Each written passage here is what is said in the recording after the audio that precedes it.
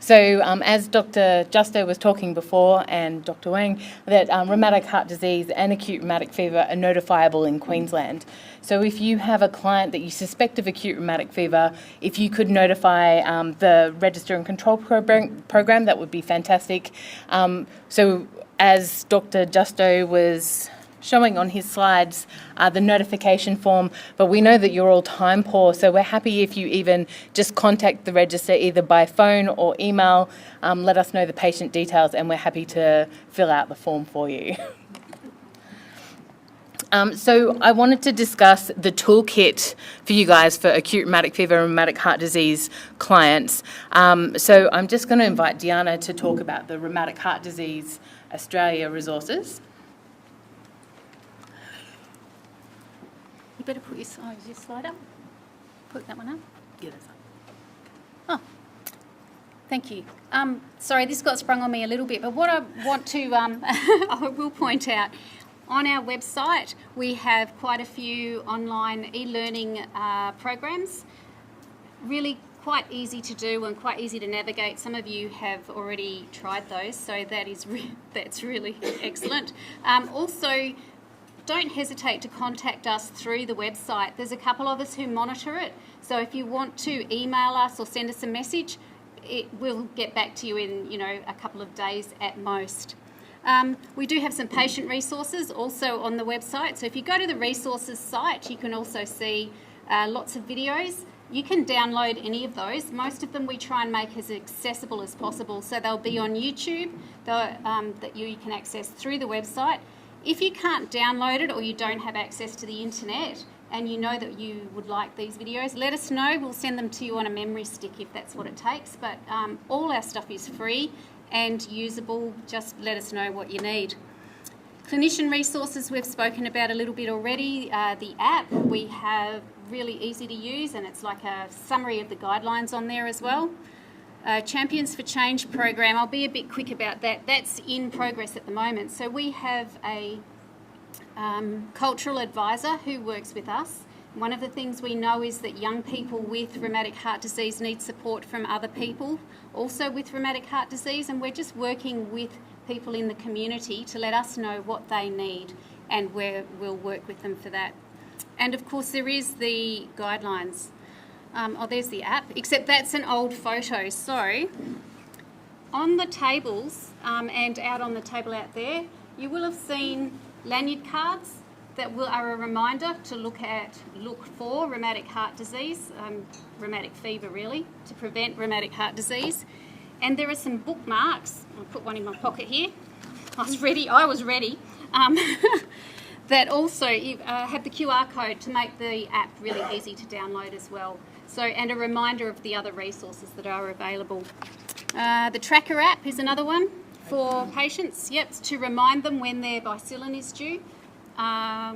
Works for mostly young teenagers, but also available. There's also an app, Take Heart Do, that is a reminder for bicillin injections as well.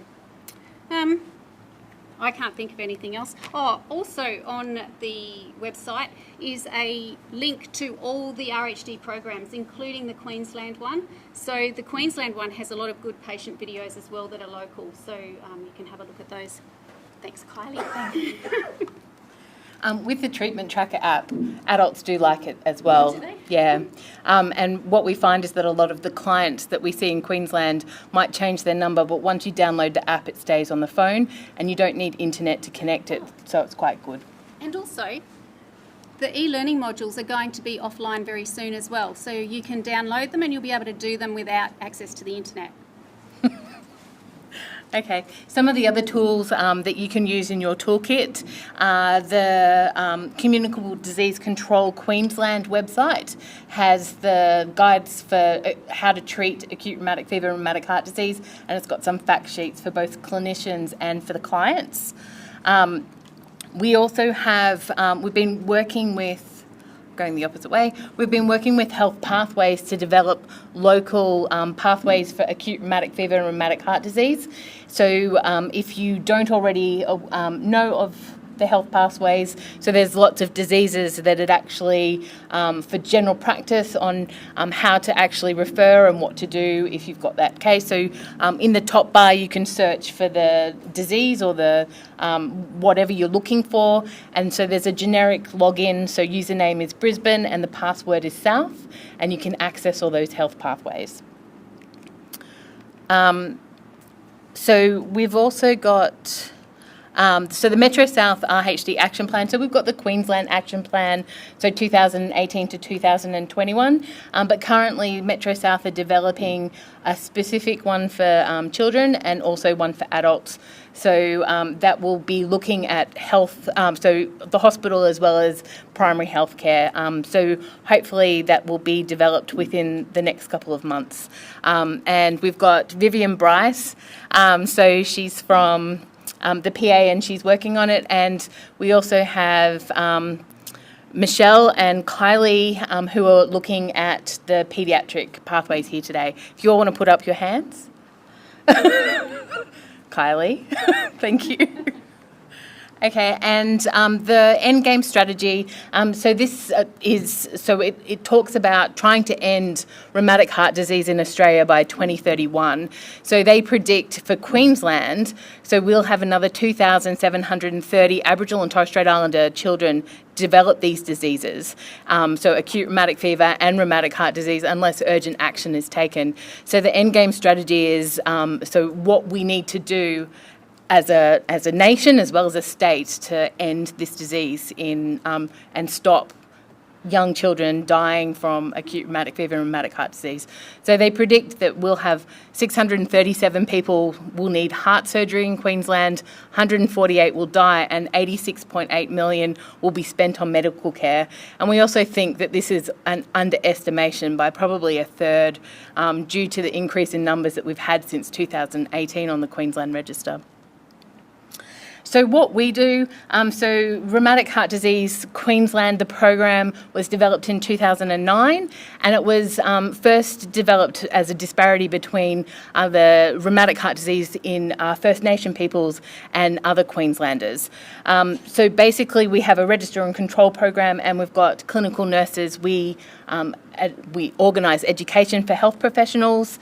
The register and control program side of it, we have a database that has all the known acute rheumatic fever and rheumatic heart disease the clients on it, and so we collect specialist reports. We have echocardiograms, they're bicillin dates. So if you need any information for your client, you're more than welcome to contact the register. Under the Public Health Act, we're able to share that data with you without the patient consent, just to make sure that these clients are managed appropriately, because sometimes it can be difficult trying to find the medical notes for some of the clients because we find that they move around the state quite often. So there's some of the data that we collect on the register that's available for you to care for your clients. And the register itself is available to Queensland Health clinicians, but unfortunately we sit behind the Queensland Health firewall, so we can't open it up for non-Queensland Health. But what we've done is, who's got access to the viewer? Yep, there's a few people. So does everyone know that they've just opened up access? So it's not just general practice now, GPs, it's also nurses and midwives can have access to the viewer. So that's just been changed recently. So that increases the number of people that are able to access the viewer. And on that, underneath the medication tab, we have a direct upload from the register to that medication tab. And on there, it'll have the RHD status of your client, as well as when they last had their bicillin or if they require bicillin. And if you require any other details, our contact details are there. So please call us and we can give you more information. So reports, so if you ever need reports, so if you want to, we send reminders on the 1st of every month to people caring for clients with ARF and RHD. So we send that bicillin reminder, and we also send an echocardiogram, so when clients are due their echoes 3 months prior to the provider as well. If you require any other reports, we're more than happy to provide them to help care for your clients. And that's about it. So there's some of the guidelines and resources. We have a selection of resources on the table just outside the curtained area. Please feel free to take them. We also have left some resources on the tables. As you leave tonight, we will be sending you a survey about how you liked this education.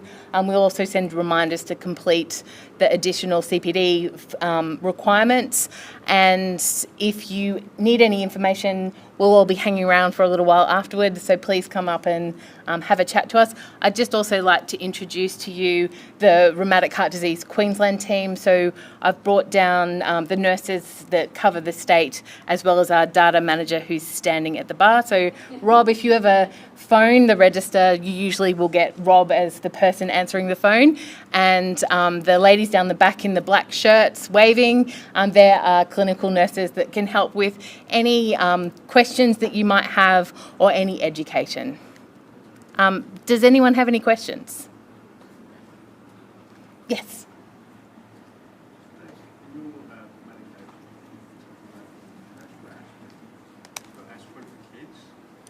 Aspirin? Oh, yes, yes.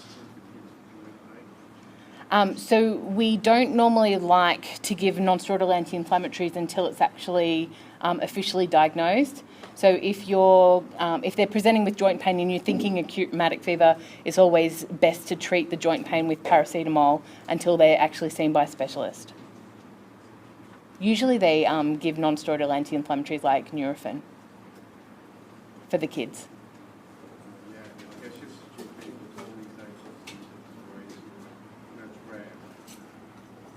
Yeah, we find that the non-steroidal anti-inflammatories actually mask the symptoms. So if you're sending them to hospital, so all clients with suspected acute rheumatic fever should be sent to hospital, it can mask the symptoms by the time they arrive. So it's always best just to treat with paracetamol.